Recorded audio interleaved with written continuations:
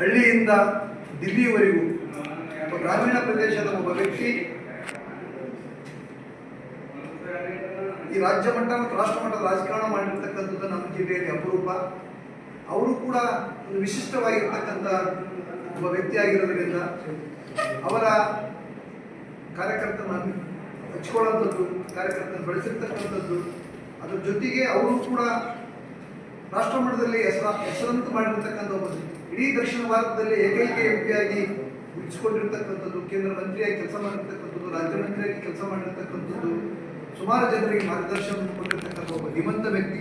ಅದು ವಿಶೇಷವಾಗಿ ಕೊಪ್ಪಳ, ರಾಯಚೂರು ಅಖಂಡ ಜಿಲ್ಲೆಯಲ್ಲಿ ಅವರ ಅಭಿಮಾನಿಗಳು, ಅವರ ಕಾರ್ಯಕರ್ತರನ್ನು ಹೊಂದಿರತಕ್ಕಂಥದ್ದು ಅಂತ ಒಬ್ಬ ಧೀಮಂತ ವ್ಯಕ್ತಿಯ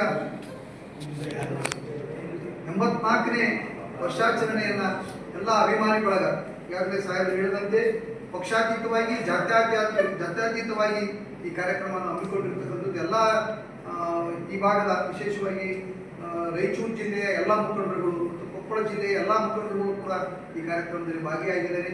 ಒಂದು ಅಭಿಮಾನ ಬಳಗವನ್ನು ಮಾಡಿಕೊಂಡು ಇವತ್ತು ಅವರ ಏನು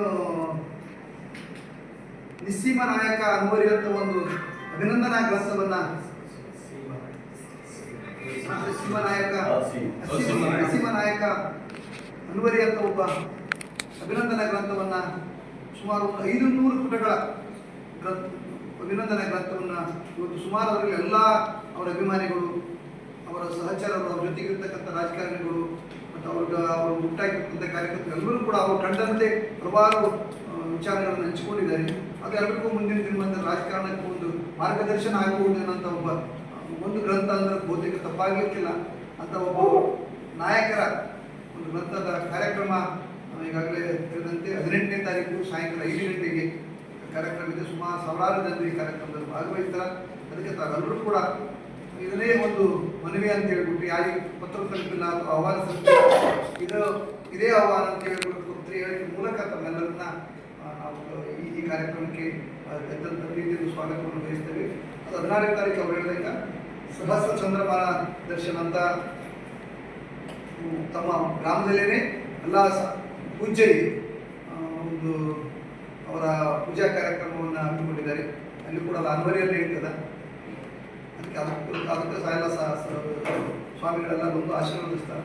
ಅದಕ್ಕೆ ನಾವೆಲ್ಲರೂ ಕೂಡ ಕಾರ್ಯಕ್ರಮದಲ್ಲಿ 18ನೇ ತಾರೀಕಿಗೆ ಎಲ್ಲರೂ ಕೊಪ್ಪಳ ಮತ್ತು ರಾಯಚೂರು ಜಿಲ್ಲೆ ಮತ್ತು ವಿವಿಧ ರಾಜ್ಯದ ಮುಖಂಡರುಗಳು, ರಾಜ್ಯದ ಮಂತ್ರಿಗಳು, ಕೇಂದ್ರ ಮಂತ್ರಿಗಳು ಎಲ್ಲರೂ ಕೂಡ ಭಾಗವಹಿಸ್ತಾರೆ. ಅದಕ್ಕೆ ಈ ಭಾಗದ ವಿಶೇಷವಾಗಿ ನಮ್ಮ ತಾಲೂಕಿನ ಒಂದು ಹೆಮ್ಮೆ ಅಂತಂದ್ರೆ ಬಹುತೇಕ ತಪ್ಪಾಗಲಿಕ್ಕಿಲ್ಲ. ಈ ಹೆಮ್ಮೆಯ ಕಾರ್ಯಕ್ರಮದಲ್ಲಿ ತಮ್ಮ ಮೂಲಕ ನಾವೆಲ್ಲ ಅಭಿಮಾನಿಗಳನ್ನ, ಕಾರ್ಯಕರ್ತರನ್ನ ಮತ್ತು ಈ ನಾಡಿನ ಜನತೆಯನ್ನ ಅಭಿಮಾನದಿಂದ ನಾವು ಈ ಕಾರ್ಯಕ್ರಮಕ್ಕೆ ಸ್ವಾಗತವನ್ನು ಬಯಸ್ತೀವಿ. ಅದನ್ನು ತಾವು ತಮ್ಮ